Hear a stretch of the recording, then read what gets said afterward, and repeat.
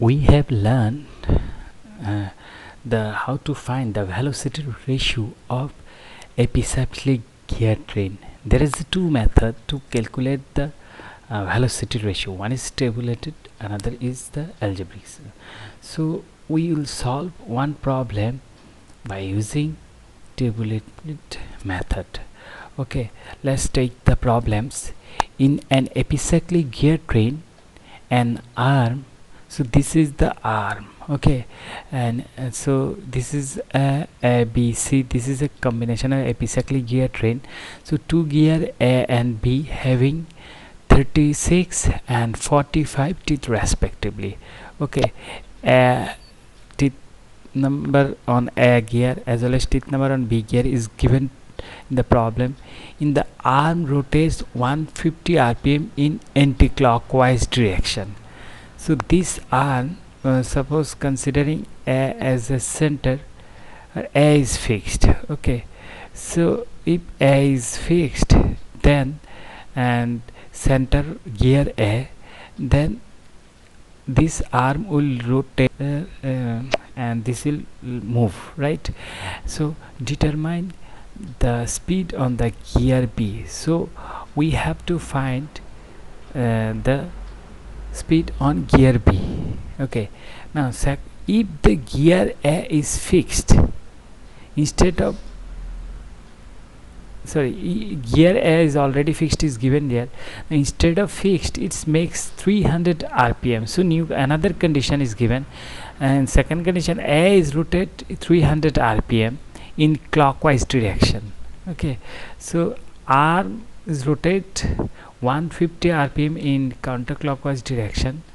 Okay, but here a is rotate 300 rpm in clockwise direction. So what will be the speed on b? So for two condition we have to find the speed on b. Okay, so let us solve this problem. Let's draw this table. Now in this table, the condition of motions, we have taken 4 condition of motion. First of all, zero revolution in arm C. Okay, then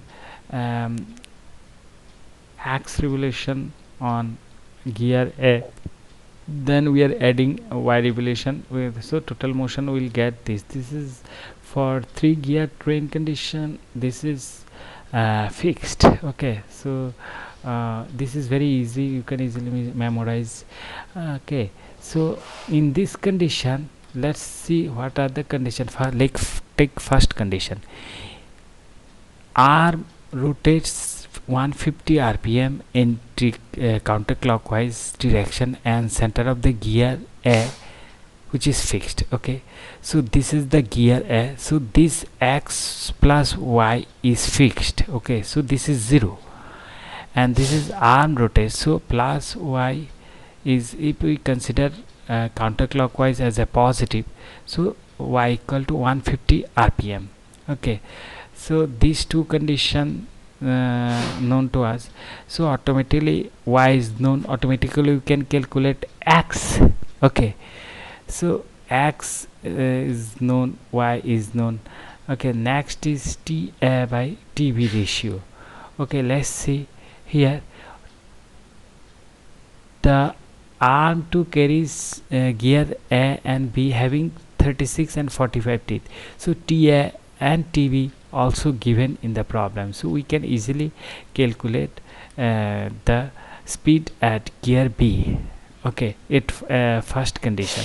So here let us solve the first one. So as I said, anti-clockwise it is 150 rpm, x plus y equal to 0, so automatically x equal to minus y, and y is also known to us. Automatically we can calculate x. So and b is equal to x, y is known to us, t a t b, so we can calculate this term.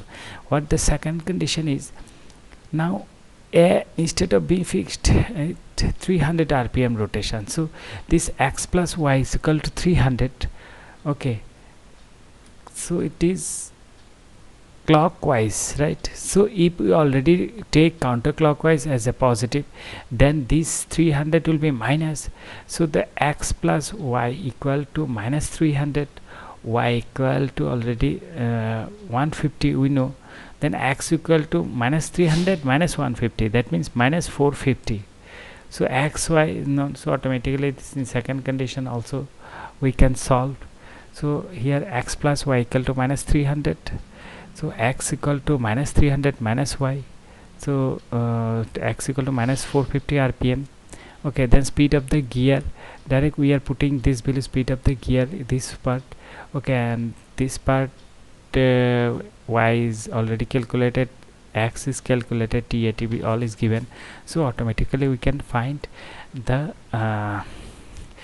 speed of this. Now it is a positive value, that's why here two question has asked, see, and conclude what will be the speed. Okay, only speed, direction is not given, so fine, so it is anti-clockwise direction, positive. Okay, let's take another problem with little bit complicated case. So here two reverted gear are attached with some epicyclic gear train. Okay, so here this gear matched with gear C matched with gear D and gear B matched with gear A. Okay, and these two gear are in same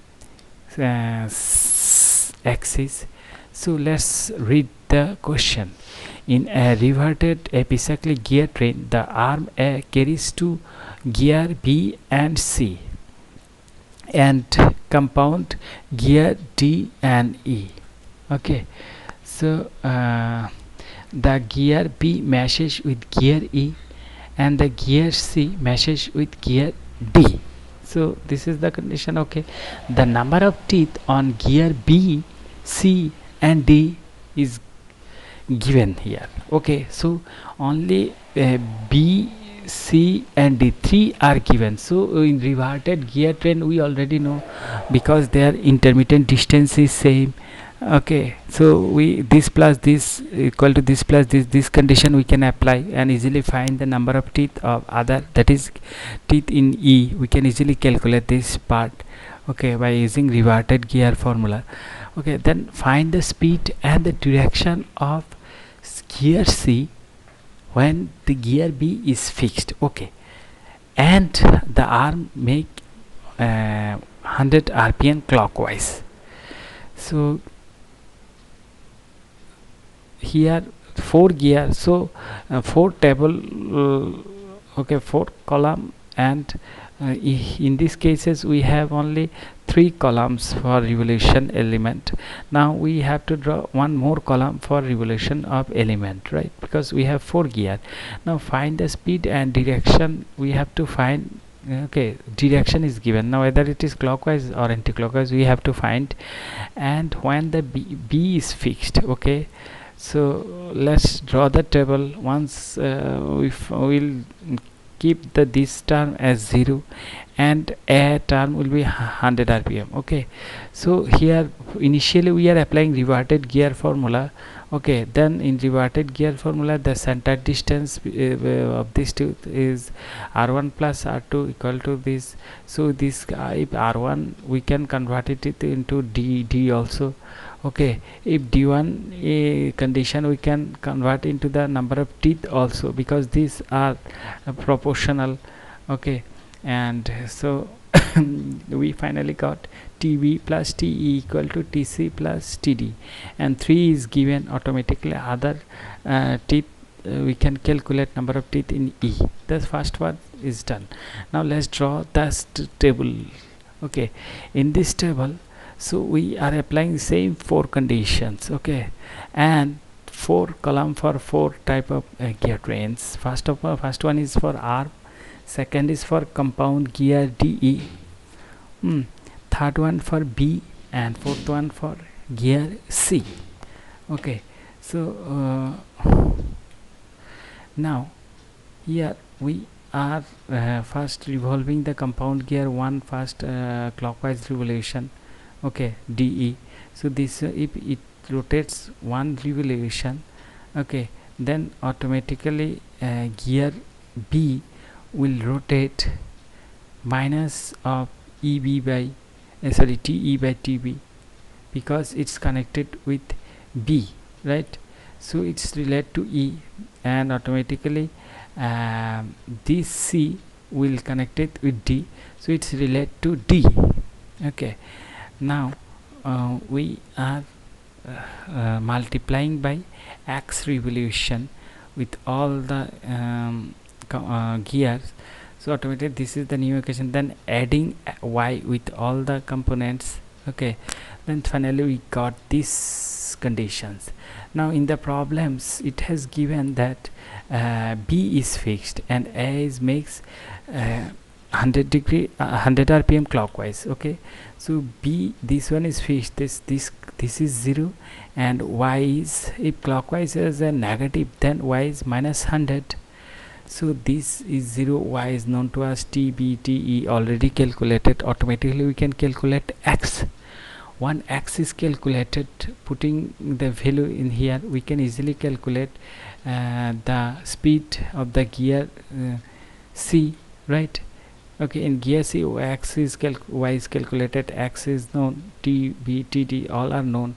So if it is a negative value, then it is a clockwise direction. If it is positive value, then it is a counterclockwise direction. So that's all very easy. For this type of easy problem generally comes in the exam.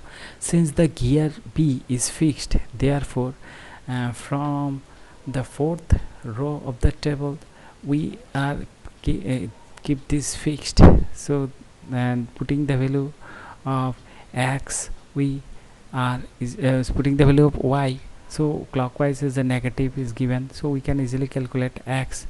Okay, and again x, y, t, b, t, t all are now we have calculated, so we can easily calculate this term. Okay, so we can solve more complex and more complex gear epicyclic gear train also, if we can properly make this table, right?